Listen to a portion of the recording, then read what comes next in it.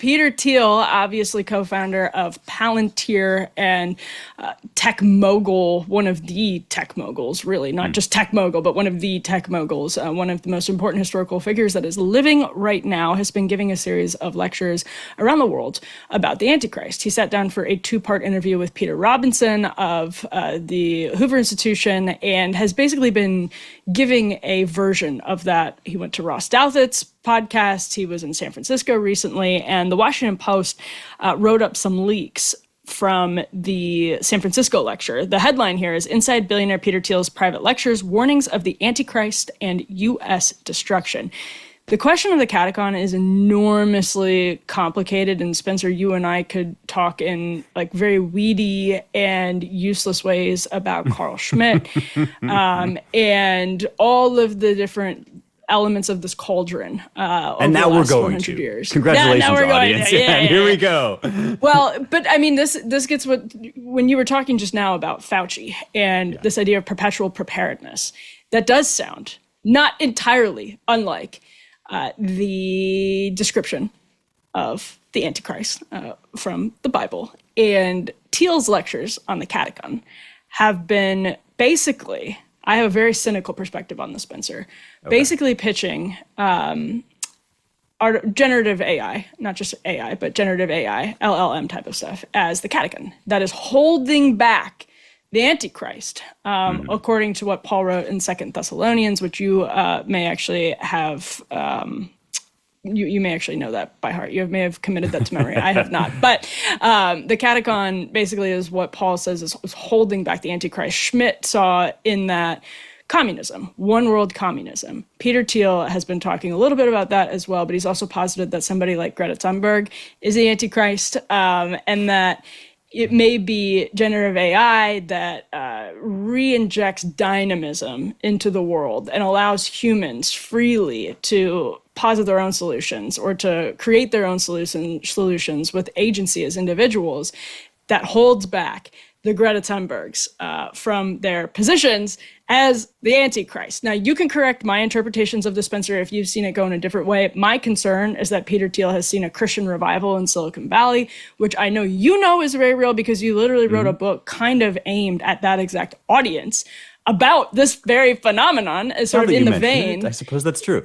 Yes. Oh, interesting, right? Yeah. So, but my cynical interpretation is he saw that happening and said, a lot of Christians are hearing from these creators of LLMs, generative AI, saying, we're worried that this is a portal to hell. We are worried that LLMs are conjuring demons, and we think maybe the world is going to end because of generative AI. And this is sort of a pitch for Thiel, who is sort of a Girardian, not so much a lowercase o Orthodox Christian, to reassure Christians and to sort of have them buy into get their permission for generative AI, because he feels like it's not going to come from Democrats or the left. So all that. Stop worrying and love ChatGPT. Yeah, I love the machine. Yeah. Right. So I ask you again, Spencer, am I wrong? I think you may be half right this time. Tell me. I know this is not why you have me on your podcast. No, it is. That's exactly why.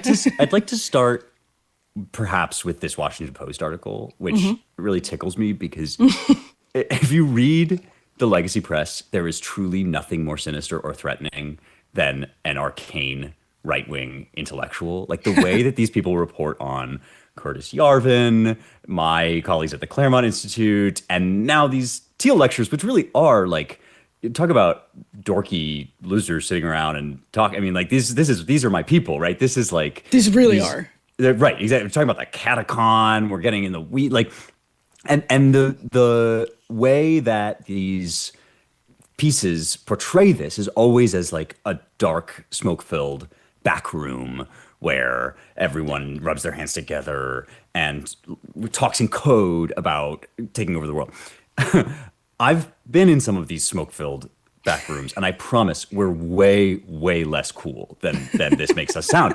If only, right? If only we had that power. But basically, I think what's going on here is I'm working my way towards saying I don't think that Thiel is opportunistically taking advantage of a surge of Christian sentiment among techies. I think Thiel actually represents one wing of that surge, and that in He's that been capacity, part of it, right? yeah, Like he's been helping part of it. organize He's been it. leading it, yeah, and that in that capacity, he has an interpretation of these passages, not just about the katechon, but about the Antichrist and the mark of the beast, and there's a lot of very, to me, arcane language in those texts that I think we're only supposed to understand basically in retrospect, right? I don't think that we're supposed to use this. In fact, I think that Jesus actually forbids us from using this to try and calculate when the world is going to end, or like head it off at the pass, or whatever. And as I'm talking, it's probably becoming clear that like my interpretation of these passages is somewhat different from Thiel's, right? Thiel thinks that these are warnings about a constant threat to humanity, that always we are being tempted to veer between two extremes. One is maximal safety and the other is maximal recklessness. And I'm kind of like, I'm paraphrasing here a little bit, but like. But enter Fauci again. Yes. Exactly. Right now he's saying your Antichrist, the Antichrist of the moment is Greta Thunberg, right? Is the person that wants to like freeze all human activity and innovation for fear of destroying or offending the old gods, right? Mother Nature will be angry. Another person he mentions is Eliezer Yudkowsky, who's like a big AI doomer, thinks that, Grok is going to turn us all into paperclips. But one of those people who was instrumental in the design of exactly, right. He's the guy that's basically saying, oh no, we have let Cthulhu out of the sea or whatever it is, and now we must roll this back as quickly as possible. And Thiel is basically saying, no, in order to right the ship as an antidote, we need to be like AI maximalists. I'm like, you can take that or leave it. It's not a plot to take over the world. It is a pitch for AI that is slightly more optimistic than I am, right? I mean, my take, I don't know if we've talked about my take on AI, but my take is basically Psalm 115, which is about what happens when you carve idols and then pray to them as if they were gods, right? I think that this stuff is inherently of some use, that the tech itself, I've seen it used well. I've used it myself, I think, with some success, but that the real threat that the Bible warns us against is treating things that only look like humans as if they had souls, right? Eyes have they, but see not. Ears have they, but hear not. And those who make them are becoming like them, right? Like it's really about the way we look at our machines. Anyway, that's my take on this. Thiel has a slightly different one, which is like, in order to counterbalance the Greta Thunberg Antichrist, we must go all in on American innovation and take AGI to the no regulations, basically. Yes. Exactly. Just like this is why I have a cynical perspective on it. It seems to me like he's very smart and clever and shrewd, and he notices that part of this Christian revival is that there are people like you and I talking much more openly about faith, who bring a faith-based skepticism to some of these very, very powerful new tools. And because of that, do I think Thiel is insincere? No, but I think Thiel might be working from point A to get to point B by sort of using the katechon idea to say, we need to deregulate. And you think it's motivated reasoning, basically, like you're reading your preferred policy back into the. If I were Peter Thiel and I needed a grand strategy to convince this one group of people who may hold back the Republican Party from being supportive of opening up regulations on AI, I actually think this would be a pretty smart approach. Yeah, tactically. I mean, I think all I'll say is we are all always in danger of doing that, right? I mean, everyone, I think, needs to be checking himself about whether he started with the kind of thing he wants to do or the life he wants to live and then has read it back into the Bible. People accuse me of doing this, by the way, with homosexuality all the time, which I, obviously I probably would accuse you of doing that, but we don't even need to have that we debate, don't have to Spencer. get into it. Right. But like this is a thing that, yeah, exactly. But like, this is a thing that this is a danger that is definitely real. And I think guys like me and perhaps like you are always frustrating to innovators because our point of view on this is basically that human nature isn't changing anytime soon, and that we're essentially, whatever tech we may invent, we remain essentially in the same spiritual condition, which is like wretched and in need of salvation. And also maybe you'd agree with this, maybe you wouldn't, but I think that whole thing about like nobody knows when the end of the world is coming. Not the angels in heaven, not like human beings, not the Son, but only the Father, right? Like there's a real kind of, to me, veil dropped on this that makes me really skeptical of like, oh, the end of the world is coming. And in fact, like at the end of the day, it's less sexy, but probably more true just to say, repent and believe in God and in Jesus Christ, whom he has sent, and you shall be saved. Like that's basically where we're at.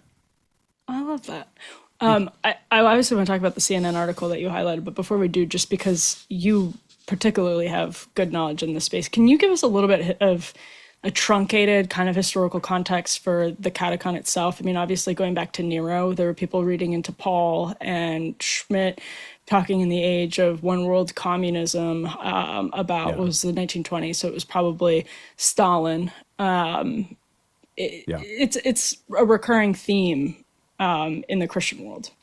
Well, okay, I promise I really am speaking off the top of my head. So you are getting Timu, Spencer Klavan, right now about this. But if I remember correctly, there's two figures: the katechon, which means the one who holds back or restrains, and then the Antichrist, who is the one that ushers in or is, it forces you to take the mark of the beast. Well, and this is actually a better part of this brings up a better way to ask the question, which I meant to do, which is Dial think gets to this in his Thiel interview.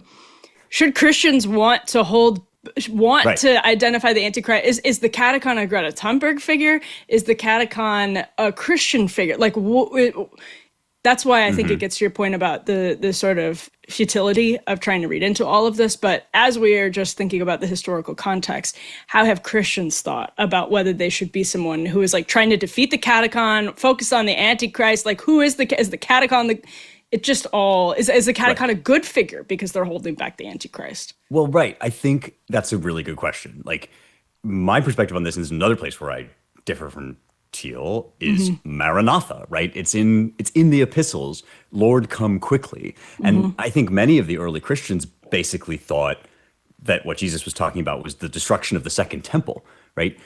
Which like, so really spoiler soon, alert, basically after the resurrection, like, and so it has been a perennial feature of the Christian church to think that the world is always on the verge of ending.